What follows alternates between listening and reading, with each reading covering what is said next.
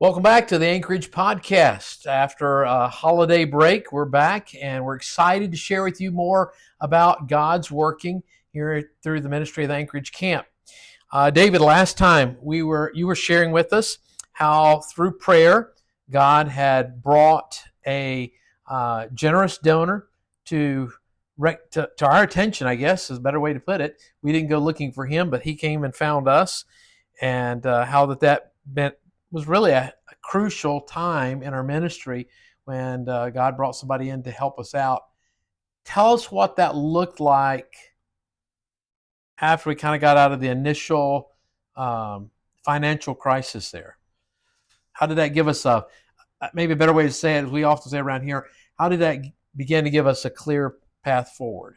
Well, obviously, our mindset had to change. We had been functioning on a stay alive, just survive mindset for a dozen years, or the better part of the ministry up to that point in time. Still been able to function as a camp. The Lord was still working in hearts, changed people's lives for the long term. Families were being affected, churches were being affected. So it's not a matter that we didn't have ministry. But as far as a business organization or a viable organization that could garner support and look at the long range, we were in a stay alive mode. There's no question about that. And so plans were very, very limited. You have an idea about where you want to go, but that was pie in the sky by and by, so to speak. And so what this did is just basically confirmed what we all believed in our heart, that there was now a path forward. And probably the biggest change in my own perspective on this was to start setting forward a plan. As I think I've already mentioned one time in one of the previous podcasts, a phrase that has helped me came actually from a deacon that I serve with in our church. Is a goal without a plan is merely a dream. And this really helped me to move forward in planning. Where do I want to go? What do I want to do? What are the ministries that we need to be developing? What are the ministries that we've got to preserve? The programs, the outreach, how do we need to do this? What is it that defines us? Where's our identity? As opposed to lots of camps out there, why are we different than they are, so that we need to be putting forth this time and effort and spending a lot of money, and frankly, a lot of money for years to come from this point on. Right. This was the beginning. And so it was a very seminal time in my life, as I'd already made up my mind that if the Lord opened this door, that this is probably where I was going to be for a while at least.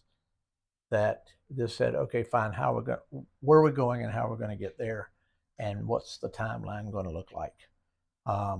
So timelines change, obviously, and plans change, but it did help me to think, what do we need to do? What do we need to make this successful? One of the things in most recent years is we've done so many changes that was just hard for me to get onto, was that after I've been waiting to get things done, and then I finally get it done, I'm just happy as a clam. Finally, after all these years, I got something done, and folks be coming in going, wow, great, David, this is great. What's next? And I was like, what do you mean, what's next? We just got this done. Let's just revel in the moment here. Yes, indeed. But it dawned on me very quickly that, hey, they're asking what is next, and B, there better be an answer. There better be a next. So again, started to plan ahead, Lord willing. Plans change, but this was a seminal moment, and it's what I call the rebirth of the camp, because this is where we started saying, okay, fine, camps are changing. Back in the 70s, early 80s, air conditioning wasn't a big thing. Rustic was fine for most camps. Camp was considered very cheap. You didn't want to spend any money sending somebody to camp, and on and on. And so this was the time that camps were redefining themselves, and we need to redefine ourselves along with that if we were going to reach the demographic that we thought we needed to reach through the church's primarily it was moving toward being church supported as opposed to individuals just driving in on a Sunday. So that was a big point. So 88 and 89 were what I call the rebirth, the beginning of the camp in its modern form. Almost similar to what we would say today with a kind of a replant of a church situation. Correct. And so that's what we're doing now. It was, I'm not big on quoting secular sources, but it was the best of times and it was the worst of times. And that would certainly fit those notions, because here we are, it's late 1987, and all of a sudden we have a future. That future involves a tremendous amount of building. I didn't have any experience with that.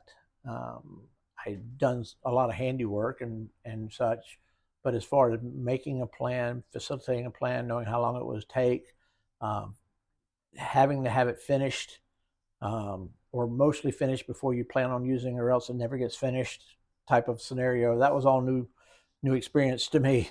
Didn't handle it as well as I'd like to think I did, looking back, but the Lord used it in spite of myself, and so we were involved in that, and people were excited about it. They could see that we were moving forward, and we had a plan and such. But the problem was that what camp we had been operating, we couldn't operate. The facility wouldn't take it. Too much work was going on. We had to basically rip out the whole upstairs and reform that, put on all new roof. Can't operate without a roof. We were, for all practical purposes, work because it leaked so bad. But in the long run, so all the flat roofs had to come off and put up with a slope roof, and then of course tearing down the skating rink and the snack shop area.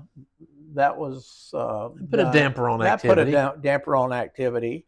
Replacing the pier, tore up the old pier, put in the new pier, which we just replaced, about 10 years ago now, and putting in some drainage around the yard was a mess. You couldn't hardly get to the building. You couldn't operate safely in the building. And so for 1988, as we're trying to operate,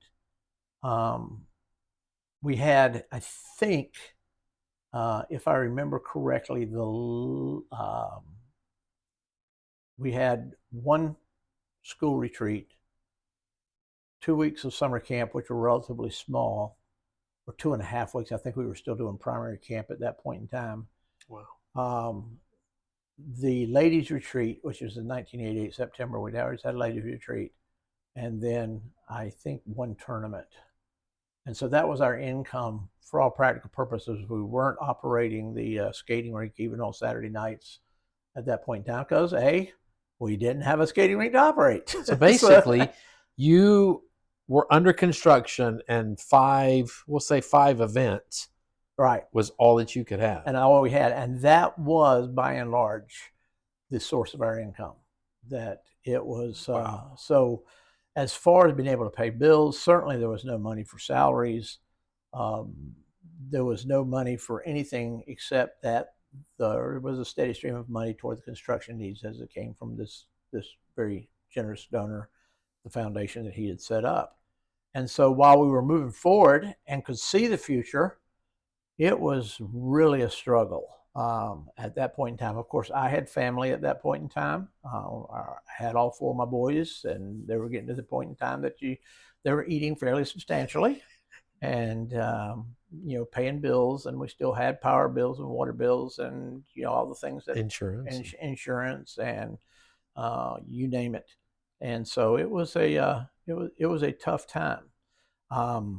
So it as not having spendable cash flow, it was probably the tightest time of our life, even though we were spending money hand over fist in construction and upgrading, very necessary to move forward. The vision and the confirmation of the vision came at the right time. That's the one thing that that it just amazes me about the way the Lord works. Everybody wants to see what does the Lord have for me, and I am more convinced, just do what you know to be right to do today. And then when you look backwards after a while, you're going, oh, the Lord had it in control all the time. Who knew? We all should have known, but my favorite verse still, I think, in Scripture is Psalm 103:14. He knoweth our frame, he remembereth that we're dust. And so, from a dusty pot, it was a good time for us. And it moved forward, and the Lord opened up many, many, many other doors of ministry. 1989, the summer of 1989, was the Rebirth, the new gym, skating rink, well-received new snack shop area. And it introduced us to the right people. We'd always had a summer staff and putting people on staff and valuable people. But the 1989 seemed to bring the right people together at the right time with the right personalities and the right skills.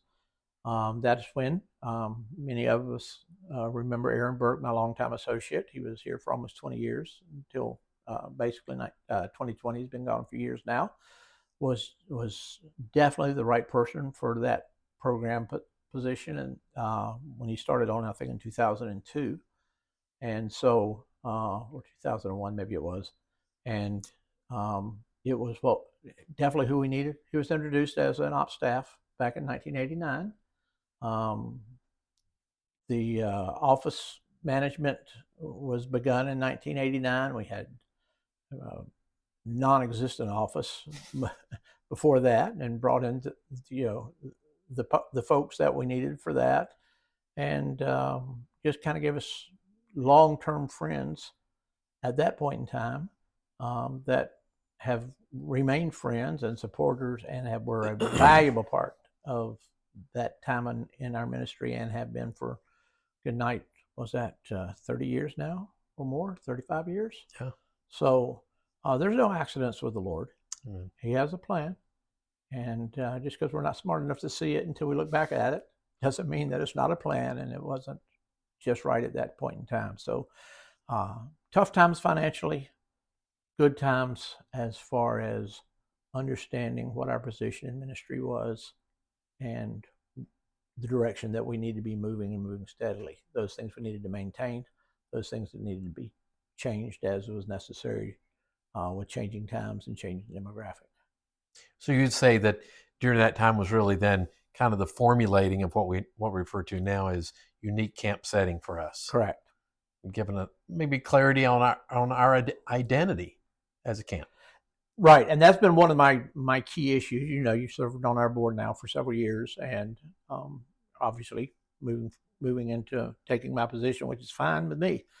But that's been one of the key issues that I've been trying to focus on in recent years, is protect our identity, make sure that we know who we are and then what needs to be protected, as far as what we believe, how we practice it, and how we put that practice into, apply that, I guess, philosophy of ministry into practical daily outcome, especially as you're developing new programs and increasing your size. It's very easy to lose fact of who you were, and because numbers become our metric of success, or money becomes our metric of success, and as opposed to the individuals that we're able to affect with the gospel of Jesus Christ and bring to the word and to that truth. So what would, if you summarize it then, what would be primary life lesson during that time period, going from the financial crisis to coming out of that? We're now in the building phase. We're shaping the identity of who we are as a camp ministry. God's bringing in new people to fit into the puzzle at this point. One of the things that, as far as a life lesson for me personally, would be to identify your gifts, what it is that you have been gifted by God to do. I think I've been gifted with vision to say this is what's possible. I don't know if I was just gifted with the ability to accomplish it, but to recognize gifts in others and say, okay, this is what I'm supposed to be doing. This is what I'm gifted to do. Here's what I'm supposed to be doing. And you're gifted to do this. Maybe you ought to consider that you're using your gift here, or whatever. But recognizing gifts and then being content to stay within your gifts. Don't try to figure that just because it doesn't have your name on it means it's not being done right. Your gifts are limited, like everybody's gifts are limited. I would love to look back and take credit for a lot of things. I think we've been able to utilize space very well. Everybody says, David, wow, you utilize space so well. I'm like, okay, great. That's because there's a lot of gifted people that have gotten my attention. And at least I was smart enough to listen to them. As was one of the old chapel sayings that Dr. Bob Sr. used to say at chapel years ago, you can borrow brains, you can't borrow character. And so the Lord has sent many people across our path that have gifted to do very specific things. And it has been my privilege to know them. And it has also been my privilege not to try to usurp their gifts. Right. And just to see, I think that's one of the beauties of camp ministry like this, where there is opportunity for people to use their gifts. That maybe that's the way they make their living, but they're able to use those gifts for ministry in a setting like this on a occasional time of traveling over here or contacting to say, hey, I could do this. Would this be helpful? And realizing that God has spread those people around, and the ability then to be able to to bring all that together. It's a neat opportunity of ministry for us to see that God bring those people in to fit needs that we didn't even know that they were there. Indeed. And one of the things that has been so apparent to me looking back, because we were doing a lot of construction in back in 88, 89, that era, and most of which we'd hired out. The money was there that we hire out to construction companies. And it looking back on that, it was not really a great time for incorporating others into the ministry, like you've said. Most of that work, I'm looking down on, it frustrates me to this very day of what we paid for back in those days. It just frustrates the lights out of me. And so we moved to a different direction out of necessity primarily, but incorporating people with gifts to do most of our building and construction and major needs. The Lord has sent the right people, and they have become a part of the ministry, prayer warriors for sure. Yeah. And you can't pay for that. That's where the Lord leads people, and I've been very satisfied. Now my timeline gets thrown off a bit because you have to wait for certain people with the right gifts to be available. But it has been a very good experience for us to incorporate more people into the ministry. A piece of advice, a good friend of mine was giving me some advice on some things a few years ago now, when we were really rebuilding the Good Shepherd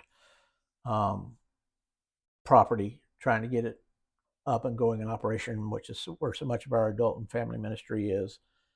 And he was saying, David, I'm going to give you two pieces of advice, and you can take them or leave them. And he said, but I'm going to tell you this right now. And he said, one, in your building, is build with adults in mind. He said, your young people's camp, I got that. I was kind of wanting to argue with him on that one. But he said, young people's camp. He said, but if you provide ministry for adults, he said, things will come together for you better. I said, okay, that's reasonable. He said, number two, he said, go to your churches. Don't hire builders. Go to your churches. If they build it, they'll own it, and they'll support you in ways that you've not had support. And I'm talking way more than financial support. I'm still amazed at the number of people that remind me that they're praying for me daily or weekly or whatever else, just because they had their fingers on the pie of some big or small project. Yeah. Over the years, that it's just become a part of the camp and part of the ministry, have owned it, and I trust they're reaping rewards, heavenly rewards, as they've played a part in ministry for many years now, whether they remember it or not.